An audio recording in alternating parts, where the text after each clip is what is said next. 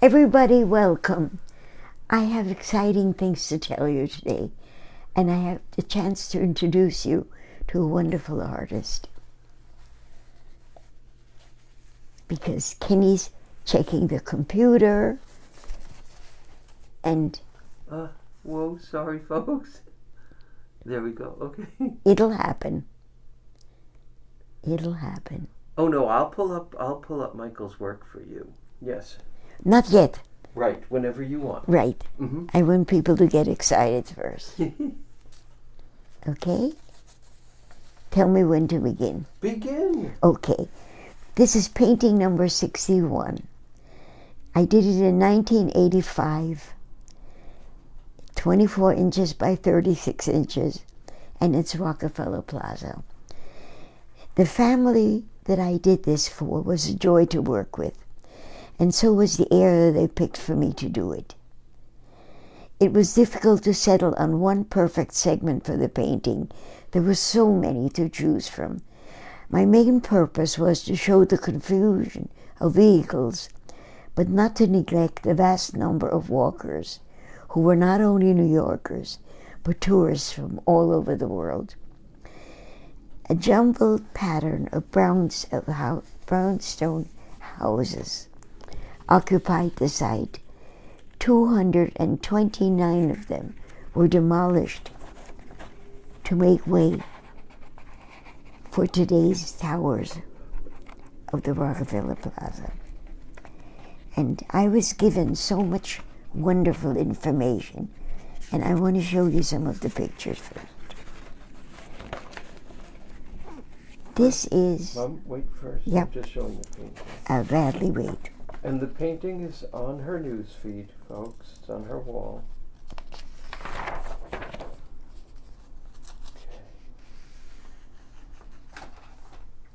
Okay.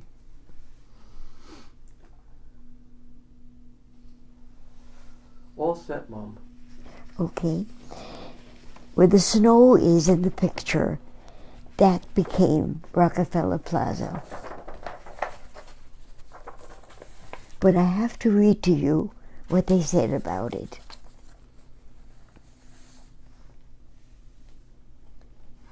And if you turn the page, you'll see it with the towers.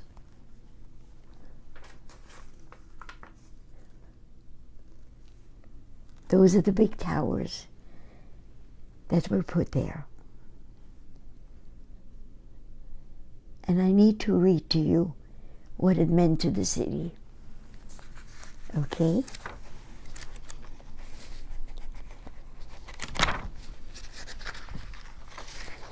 Tell me if you don't hear me. I'm going to speak loudly.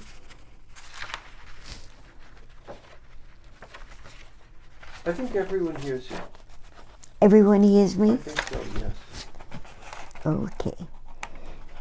This was at a time when the country was suffering, and people did not come here.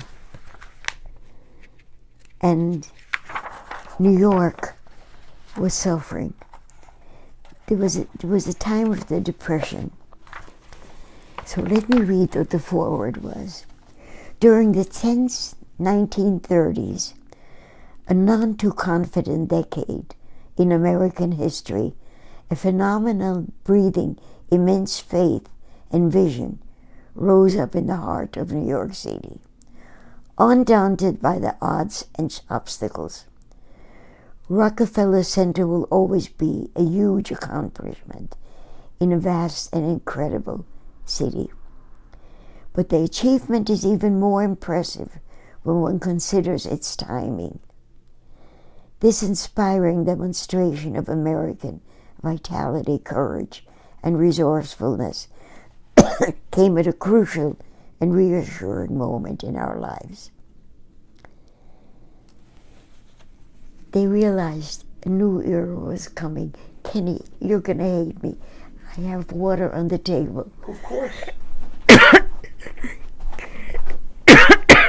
Thank you.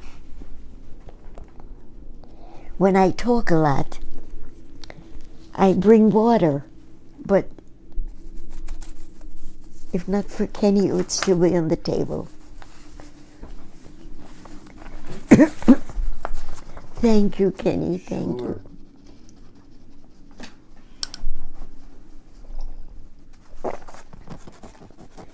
Okay, now this is what I want to talk about. First of all, I am one of the luckiest people in the universe, because when I first decided that I wanted to show the world that we were worth living, because there was so much hate going on, I didn't realize that I would find people from all over the world whom I would get to know. And so much of it happened at Rockefeller Plaza. People always stop by to talk, and a lot of them sent me pictures. Kenny, would you show this, because I don't know anymore who the person was, but they did have it was a perfect photo lab from Verona, New Jersey. And look what they sent me.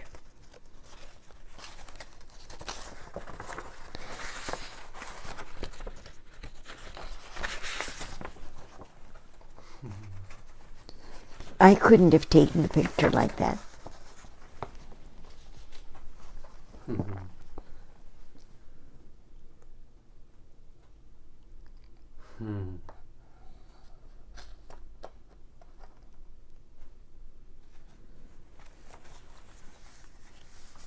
Let me just show this part.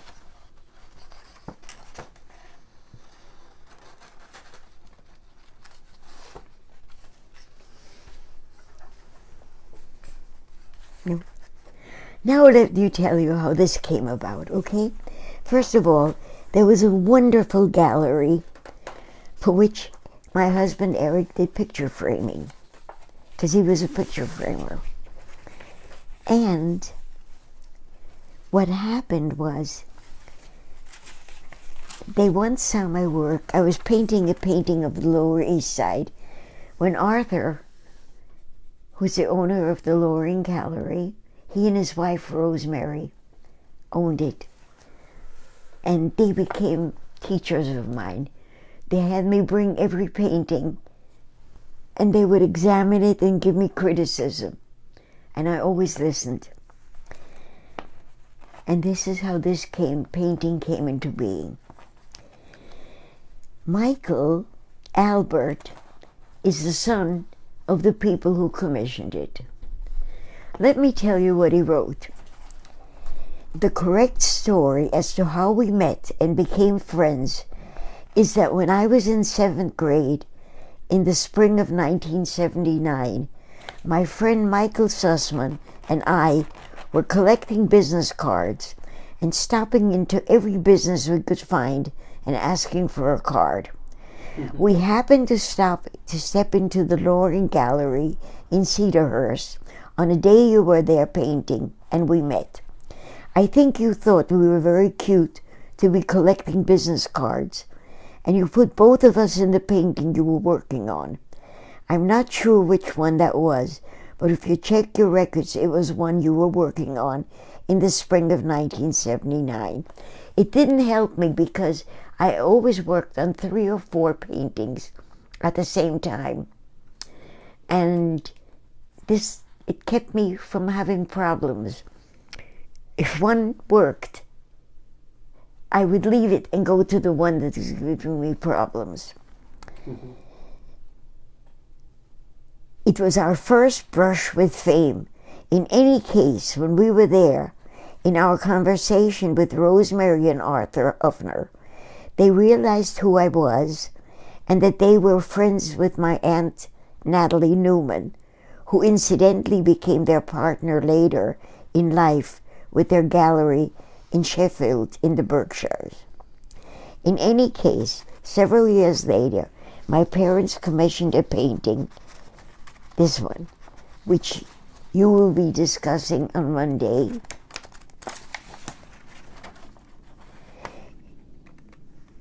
In that painting, not only am I and my 2 brothers and many other of our friends and family featured, but so is my lifelong friend Michael Sussman.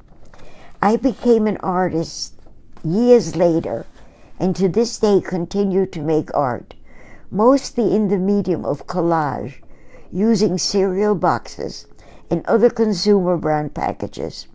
Interestingly, as you mentioned, my mother, Wendy Albert, used to save you Reynolds Wrap boxes for your brushes, and now saves for me all sorts of cardboard packages for my collages. My website, www.michaelalbert.com, is a great place to see my work, and Kenny is going to show it to you. And as I mentioned, I now run collage workshops all over the USA and in Europe at schools, libraries, museums, and special art events. And this is important, and I will be bringing my workshop to the Long Beach Public Library main branch on April 9th from 1 to 3 p.m. Info is on my homepage, along with my full touring and exhibition schedule. Meeting you was a great inspiration to wanting to be an artist, seeing the joy in your eyes and feeling it when I was in your presence and seeing it in your work.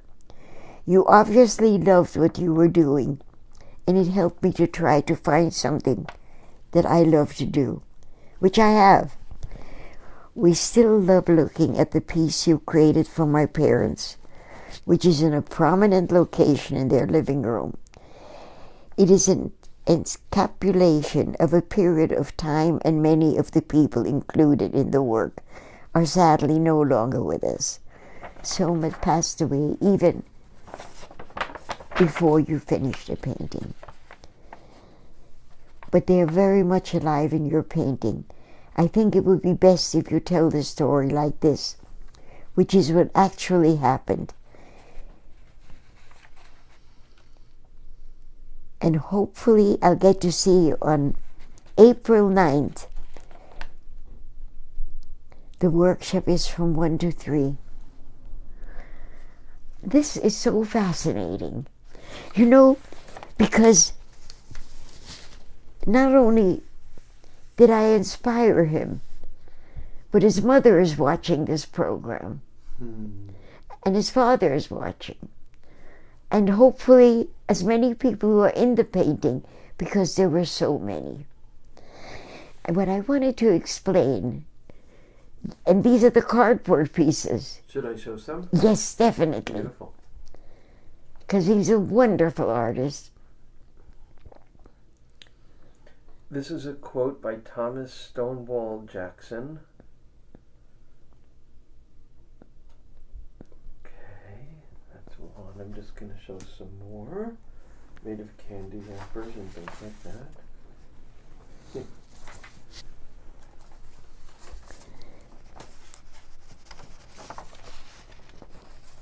And I will also I'll show one more.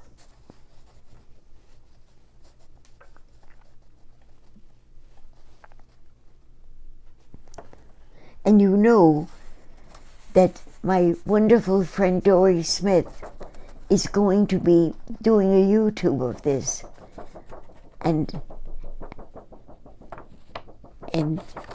I will give her his website.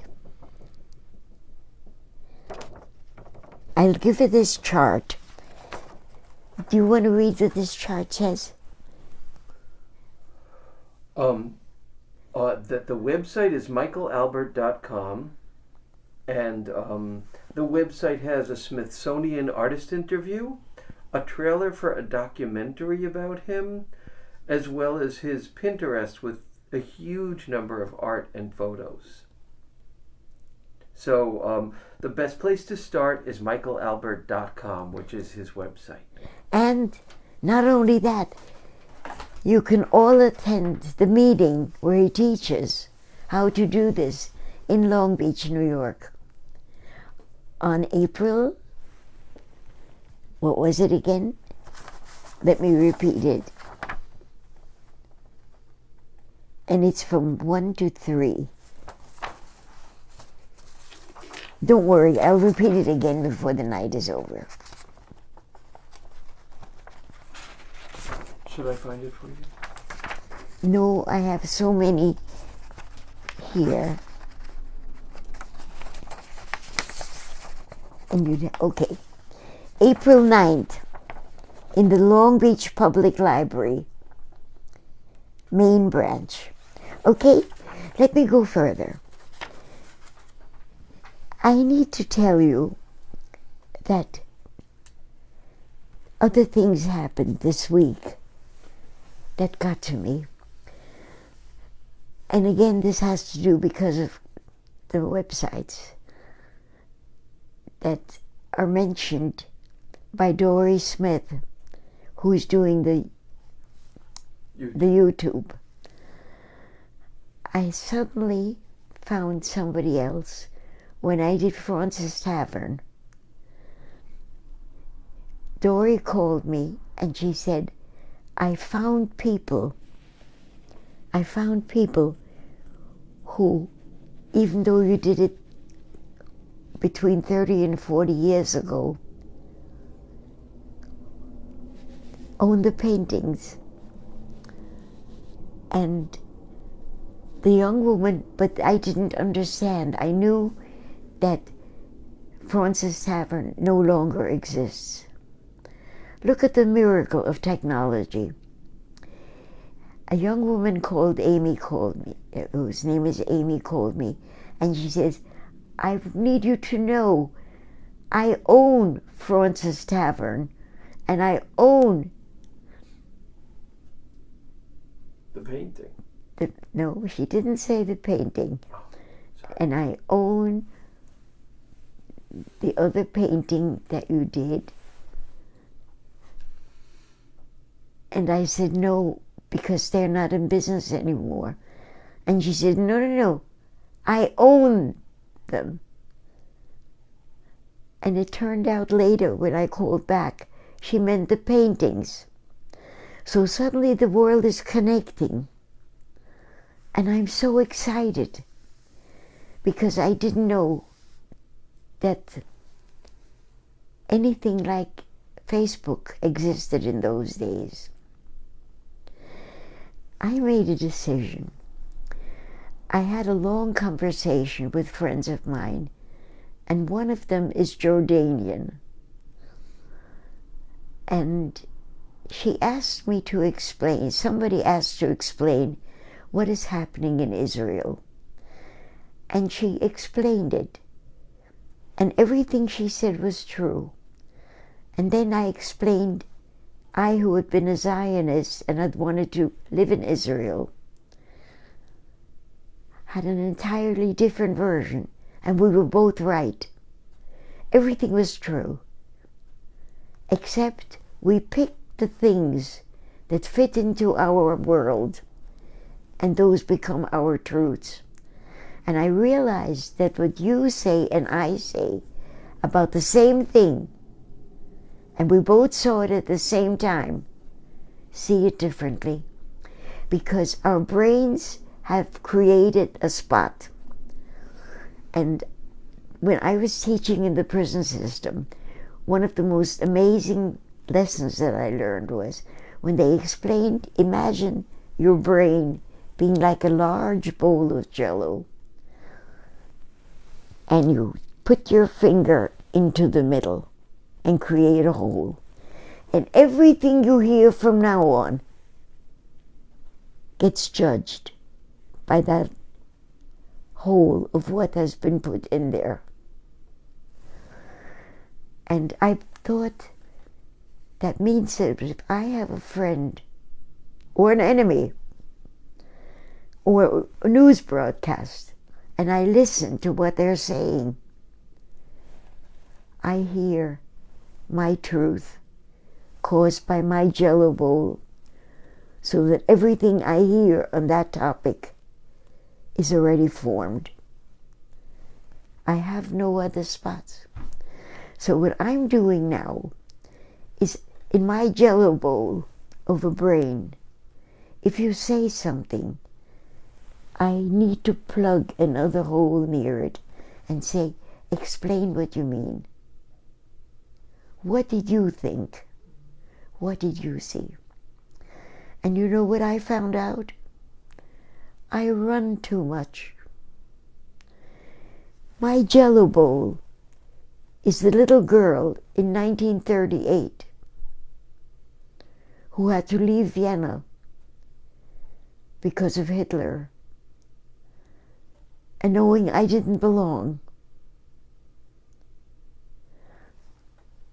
It took my marriage to Eric, who is a concentration camp survivor, to say, don't be afraid. There are other memories. Stop being afraid. Don't let them win. And so, in this broadcast, thank you, Eric, for when I go through life from now on, I will make as many holes as I can. And I will ask you, when we're talking about something important, explain what you mean. And that's my powerful message for today. There is a new war arising, a terrifying war. In my Jello bowl, I have never lived through bombs falling on me. Thank you, Panama. We escaped that. Years later, when we went back to Vienna, for the joy of it, people told me of the horror that we had escaped. Are there any comments? Is there anything I should answer? Of course. Well, a number of people said different things. I will read them to you. Kenny, could you take off your mask while you read? No, okay. I don't feel safe doing that today. Thanks, yeah. So Marilu says, hi Hedy, Joy. You look nice and I love you too. And Greg is watching and says hi. And Julie is watching. Shirley Baker says hi Hedy. And Janine Schultz is watching and says hi Hedy. Tammy says, we're late but we made it. And Carol Hodkin is watching. And Tammy says, Hedy, you look happy and awesome. And Kent Almqvist says hi from Sweden. And Tammy Smith watching. And Carol says, hi Hedy, you look beautiful. Thanks for sharing this artwork along with your own. And Hernan and Fran, which is Hernan's parents, are watching. I'm so glad. I need to thank them for Hernan. And Shirley Baker says that is so true. We all put our own spin on things. And Thank you. yes, and Tammy Smith says, stop being afraid. What a gift. And Jose Espinosa Bill Gray is watching. Hello, Jose. And Carol says, I love hearing your words of wisdom. You are such a help. And Jose says, hello, dearest Thea Hedy. And John Taracuso, JT, hi Hedy, big hugs from California. And those are the comments so far. And I have something wonderful to tell you. Today I got an email from Kent, from Sweden. And they are going to be coming to New York in September. How can I wait until September? How can I wait? The world really is amazing, because when I began to paint,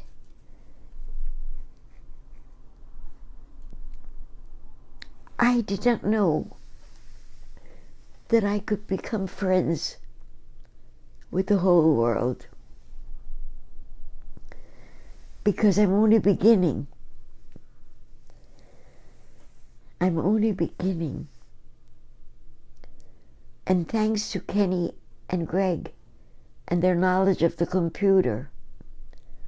I'm getting these messages.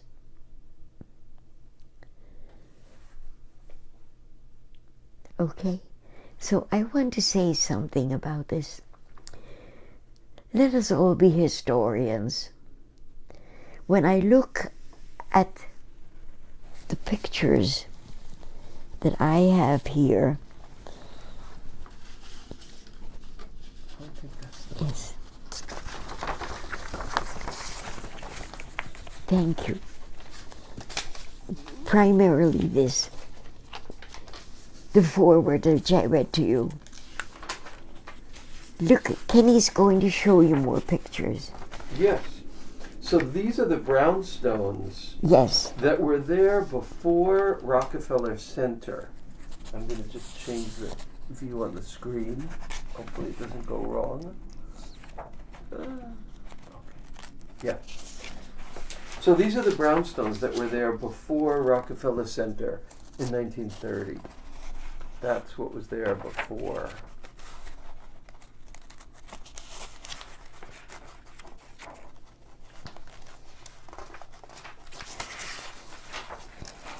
Kenny, could I show the family which I painted in? Sure. That would be on the photograph that I did. But I did want to show you the beginnings. Oh, good. Yeah. There are so many things.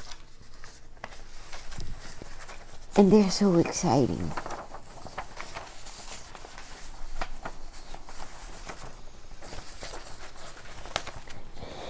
You see, What am I somehow or other, I became a historian yes.